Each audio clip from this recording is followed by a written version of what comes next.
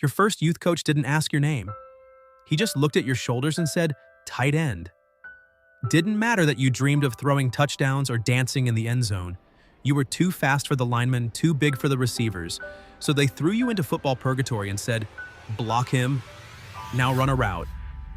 One coach said you were born for this. Another said you had controlled aggression. They meant it as a compliment.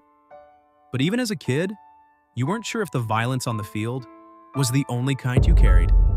By 12, you were already lifting like a varsity player. By 14, college scouts were whispering your name. They loved how you finished blocks, loved that you didn't celebrate touchdowns, loved the edge in your eyes. Nobody ever asked if you were okay. Because when you're that talented, that cold, they just call you a dog and hand you more punishment.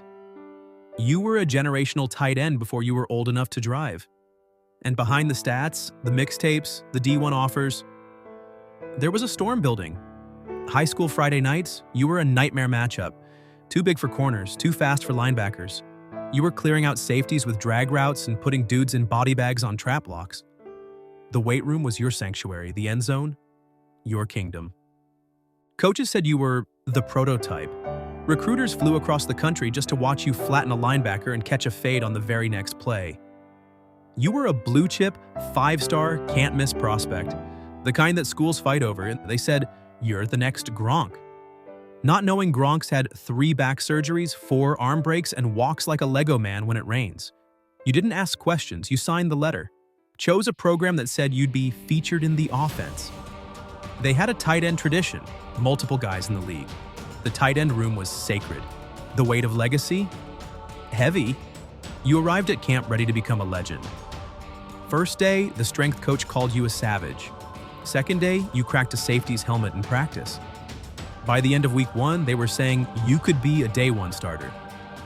Every Saturday, you lined up against future first-round pass rushers, 270-pound monsters with violent hands and personal vendettas. And no one cared if you won those battles. They just cared if the quarterback stayed vertical. When you did run routes, it was always the suicide missions. 3rd and long, 5 yards, right into traffic. Eyes over your shoulder, knowing some safety was about to separate your soul from your body. The kind of hits that make your family text you after games just to make sure you can still spell your name. Your stats were trash. Your body ached constantly. But NFL scouts love the film. Tough kid, plays with violence, does the dirty work. Translation, perfect victim. You didn't need to shine. You just needed to survive. And somehow, you did. That was mistake number 2. Because surviving taught them you could take more punishment. And they were just getting started. The NFL Combine was designed to expose weaknesses. For tight ends, it exposed the impossible. They measured your hands like you were buying gloves, poked your joints like a used car inspection, asked if your parents were married, stared into your eyes and asked if you'd ever felt pure rage. You smiled and gave the practiced answers. Yes, sir. Whatever the team needs. Just blessed to be here. But inside, you were exhausted before you even started. You were running on caffeine, creatine, and childhood trauma. You benched 225 like your life depended on it. Because it kind of did. Then you sat in a hotel ballroom while men in polos argued over your motor like you were a used Ford F-150. Draft night felt like waiting for a terminal diagnosis.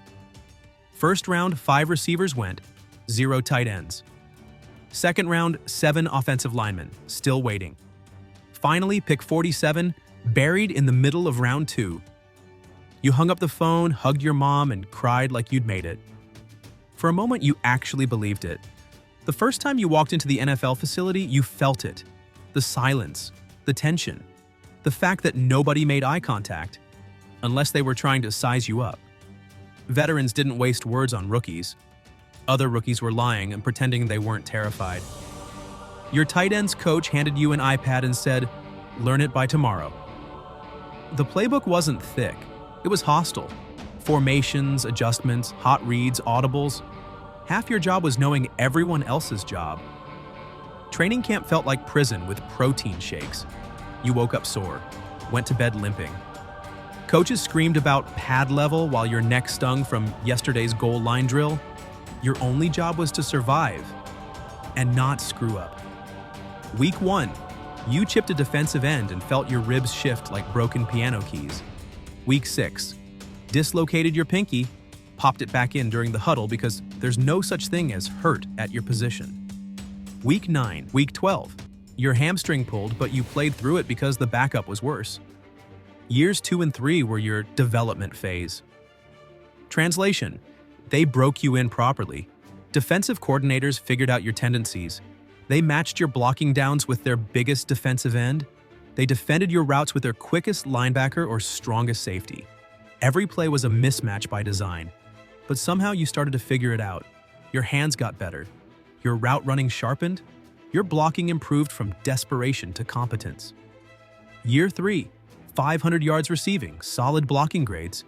Your first taste of actual success? Then came year 4, they called it your breakout season. 41 catches, 520 yards, 5 touchdowns, 12 starts. Your mom bought your jersey. Local reporters mentioned your name in articles. For the first time in your career, you felt like a real football player. But your body was already whispering the truth your mind wouldn't accept. Practice was now preceded by an hour of treatment. Recovery days were spent in ice baths and massage therapy. You were eating anti-inflammatories like Skittles. And you were only 25. But the stats looked good, so everyone assumed you were fine. Tight ends don't get the luxury of complaints. Just silent suffering wrapped in toughness narratives. Contract time revealed the year. Best tight end in the league. Maybe $15 million if you're Travis Kelce or George Kittle. Everyone else, scraps from the table. You had twice the responsibilities, twice the criticism, twice the ways to fail. And when contract talks stalled, they made their position clear. We can find another tight end. Your backup, who only ran routes, never blocked, got offered a similar deal. The message was crystal clear. Your body has absorbed too much damage to invest in long-term. You were 27. In tight end years, you were ancient. The writing was on the wall, written in MRI results and missed tackles. Your era was ending, and everyone knew it but you. Year 5 started with hope. New offensive coordinator, new scheme. They said you'd be more involved in the passing game. But your body had other plans. Half your explosiveness was gone. That crucial step that separated you from linebackers vanished. Your blocking power had diminished from accumulated shoulder damage. The rookie tight end started stealing snaps, first in practice, then in games. Coaches called it keeping everyone fresh. You knew it was a polite way of saying you're done. The brutal reality hit during week 8. You were running a simple crossing route, something you'd done thousands of times. But your body, battered from years of football's most contradictory demands, simply couldn't respond. The linebacker you used to easily outrun, he was right on your hip. The safety you used to stiff arm, he drove through you like a truck. Team doctors became your closest relationship. 2 hours of treatment before practice, 2 more hours after. Game days required multiple painkilling injections just to function. Your medical file was thicker than the playbook, the price of being football's most demanding position. Template language for a disposable career. Now you watch games on Sundays. Every spectacular Travis Kelce catch, every devastating George Kittle block comes with an invisible price tag. Their bodies deteriorating in real time, the way they favor their left shoulder getting up, the slight limp after goal line collisions, the 1,000-yard stare after a helmet-to-helmet hit that the refs don't call. When people ask what position you played, tight end never gets the respect. Not like quarterback or even linebacker selection, you feel that familiar twinge. Some poor kid with a perfect tight end frame about to learn the lesson you learned too late. That being good at 2 positions is the quickest path to being broken at both. His coach will call him the prototype. His agent will promise he's the next generation. And for a few years, he'll believe it until his body starts whispering